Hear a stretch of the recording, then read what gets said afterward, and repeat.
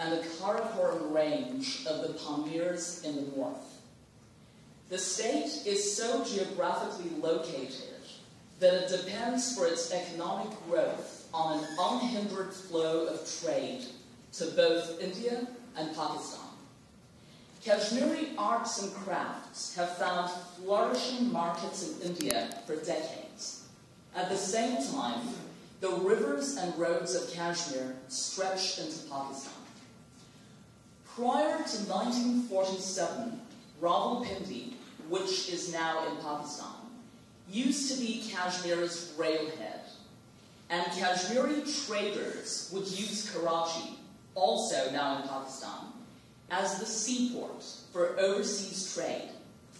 The welfare of the people of Kashmir can be guaranteed by securing the goodwill of the political establishments of both India and Pakistan, and by the display of military discipline and efficiency at the borders.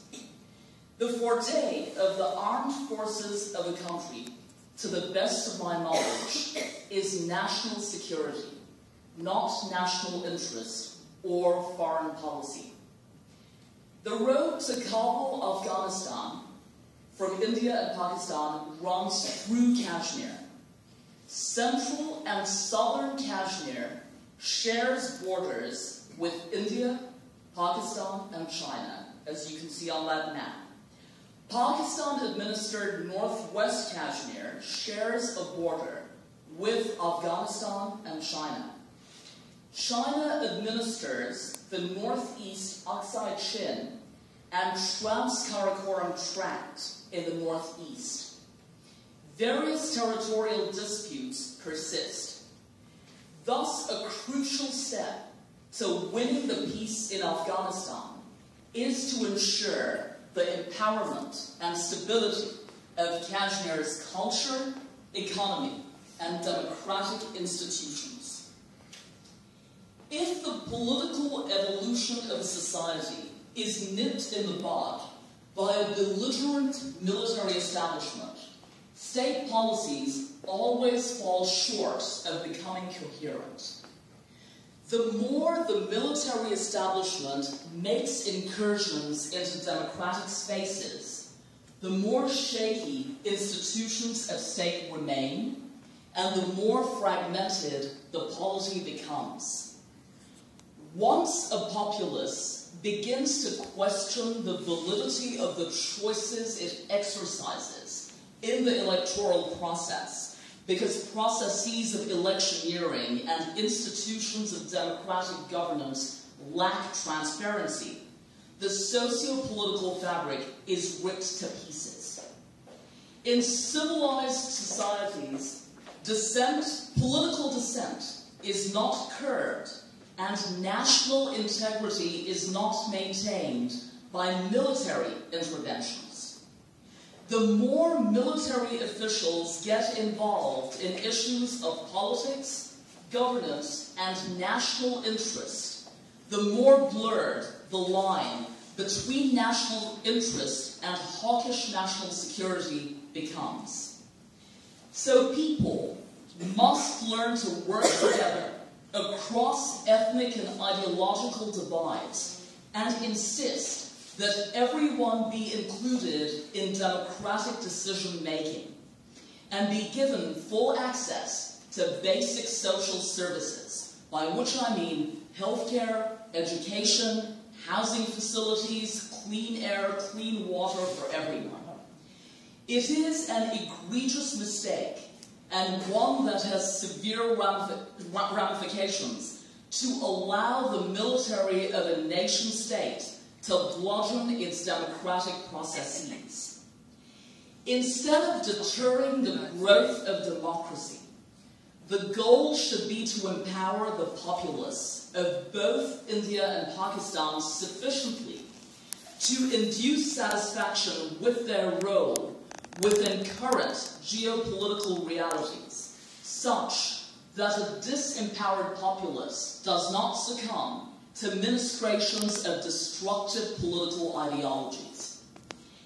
In addition to addressing the political aspects of a democracy it is important to take cognizance of its economic aspect as well.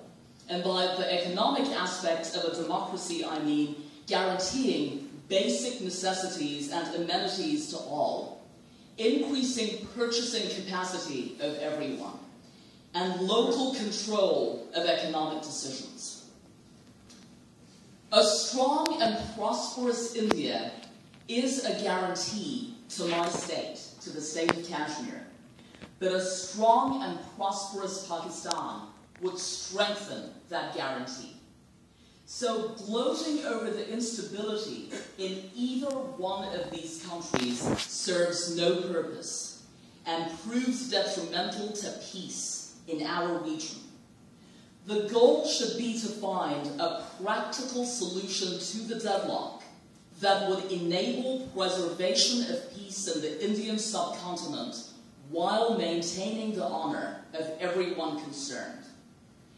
The translation of a political and social vision into reality requires an efficacious administrative setup and vibrant educational institutions which produce dynamic citizens while remaining aware of the exigencies of the present.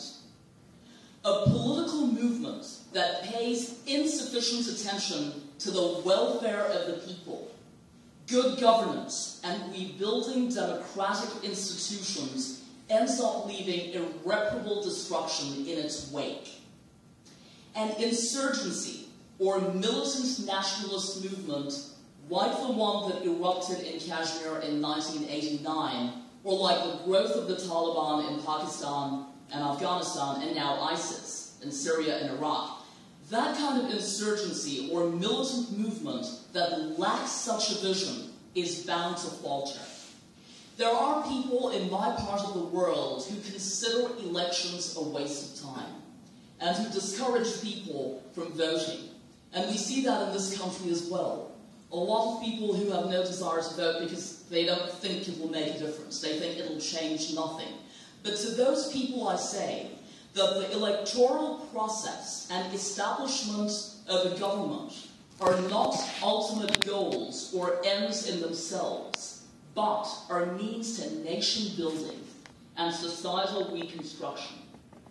Even religious and political rhetoric remains simply rhetorical without a stable and representative government. I tell young people all the time, my students here as well as in Kashmir, that we cannot underestimate the importance of standing up and being counted. Saber rattling by the representatives of India and Pakistan, which we have been seeing since 1947, is futile. And there will be no headway until the process of political negotiations and accommodation begins.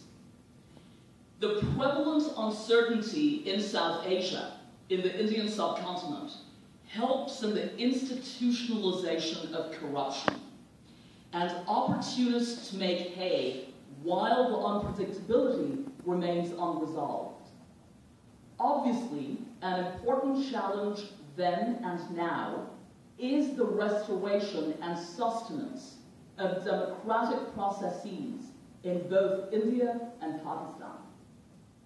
The validation of a secularism that recognizes diverse religious identities and allows for the accommodation of those identities within a secularist framework. Creating new openings for people, including the young, to discuss political issues and become active participants. The aims of that process should be repair of the frayed ethnic fabric in all parts of the Indian subcontinent. Now, in a democratic setup, as we all know, however flawed it might be, the will and aspirations of the people are ignored by politicians at their own peril. The youth in India and Pakistan clamor for democratic rights, efficient governance, a stable infrastructure, and a much less fragmented polity which would restore pluralism in South Asia. The electoral principle is discussion, not autocratic decisions, which is why it is essential to create political and socio-cultural discourses in which the young people of today would be energized and persuaded to actively participate. It is imperative that civil society actors, and by civil society actors I mean members of church organizations, members of other religious organizations, members of academic organizations, members of non-governmental organizations. So it is imperative that civil society actors work in collaboration with one another to focus on the rebuilding of a greatly polarized and fragmented world, a greatly fragmented social fabric in South Asia, to ensure the redress of inadequate political participation, insistence on accountability for human rights violations wherever they occur, even if they occur in a country which is an ally of the United States.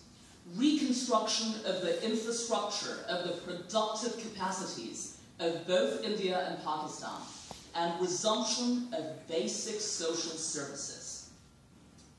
So while it is important for us to question, condemn, and seek redress for human rights violations in India, Pakistan, Kashmir, Afghanistan, Syria, etc., wherever they occur, it is important to construct a politics that would enable the rebuilding of a pluralistic society and polity. Any organization that protects and promotes vested interests while marginalizing the general interest of the population is by no means democratic.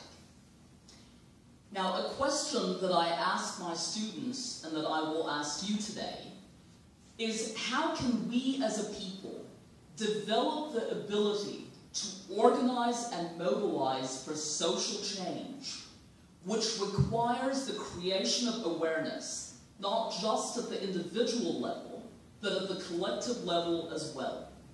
And I would like to hear your responses to that question later, but my response to that question is that we require a quality education for these mammoth tasks. This is where we need to bridge the divide between the civil society of India and that of Pakistan, and of civil society groups in this country as well, in order to pave the way for the education of the younger generation.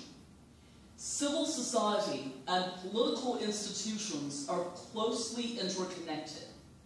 In order to create democracy, there must be a minimum of participation and adequate pluralism in a society. A consolidated democracy has to be open to diverse opinions. Dissent and differences of opinion on policies is an important element of every democracy. There must, however, be some shared consent on fundamental principles. My point here should interest those who are critical of electioneering, who are critical of democracy. Beyond this limited audience, however, my point should speak to anyone who cares about the larger issue of globalization, humanitarianism, and social and gender justice. Now, there are some countries and some states that build their identity on opposition to the other, on unquenchable hate for the other. But to that kind of identity building and to that kind of politics, I say that the identity of a state or a nation cannot be built on unquenchable hate, and certainly not on cashing in on the pain and grief of other people. It is, or at least should be, inconceivable in the day and age of a global economy to spurn the concepts of reason, rationality, and political and moral ethics. The perpetuation of a politics that emphasizes, reinforces, or creates cultural myopia and monocultural identities in societies as diverse as those of South Asia and the United States would be the bane of our existence. This damaging short-sightedness results in intolerance, arbitrary justice, tyranny, and ignorance. Now, a lot of us have complaints against our governments. A lot of us are dissatisfied with the policies of our governments.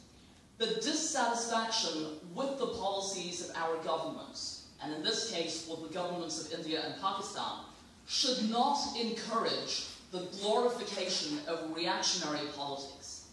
The last thing that South Asia needs is Taliban ideologues in any guise, civil, military, or political. Such an extremist ideology, or even a mild form of it, confuses local, national, and international observers and ends up encouraging reductive interpretations of the politics of both India and Pakistan. Despite the several letdowns, we need to remember that the process of democratization is an evolutionary one and does not provide instant solutions. To further this process, it is just as important to maintain the pluralistic regional, religious, cultural, and linguistic ethos of India, Pakistan, and the United States. The truth is that it is time to summon up the courage to initiate a politics of construction. Can we begin the process of developing a cohesive society with coherent state politics? A fragmented society cannot accomplish anything, either politically or socioeconomically. As Abraham Lincoln said in 1858, a house divided against itself cannot stand. So not just in my part of the world, not just in Jammu and Kashmir, but in many parts of the world, women can play an important role in establishing a more inclusive democracy and new forums for citizen cooperation. Female leaders can lead the way by offering new ideas, building broad-based political coalitions, and working to build organizational divides. Women active in society, active in politics, must aim not just to improve the position of their particular organizations, but also to forge connections between the group's agendas for peace and reconstruction of society with the strategies and agendas of other groups in the population who have also suffered from conflict, lack of peace. In this way, women's groups can pave the way for sustainable peace, universal human rights, and security from violent threats of all kinds. Identifying areas of common outlook and interest is a process of growth. So, about Kashmir, which has been a conflict zone since 1947, and the population of Kashmir has suffered incredibly, particularly since 1989, economically, emotionally, physically. One solution that comes to my mind, and some people might disagree with that, is that perhaps in South Asia, it is time to seriously consider a new regional order which would be capable of producing cross-economic, political, and cultural interests among the people of the region. Women in civic associations and in government can lead the way toward a peaceful, pluralistic democracy and support international negotiations for a sustainable peace in the region. Thank you very much. That's the end of my presentation. But I would like to read out a couple of short passages from my book called The Life of a Kashmiri Woman, which is the biography of my maternal grandmother. This book came out in June of 2014.